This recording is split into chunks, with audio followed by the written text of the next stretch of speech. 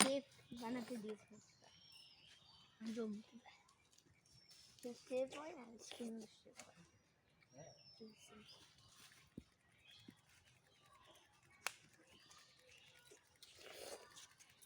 তোর তো মিষ্টি হয়ে গেছে বুঝতেই নাই আর ফের লাগবে না অনেক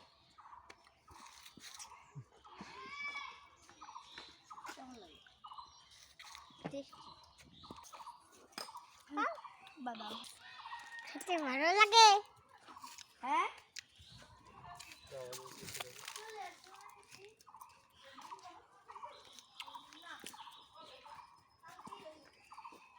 ও मम्मी को शेप बनाते दिएছে জমতে তো शेप হয় না স্কিन शेप হয়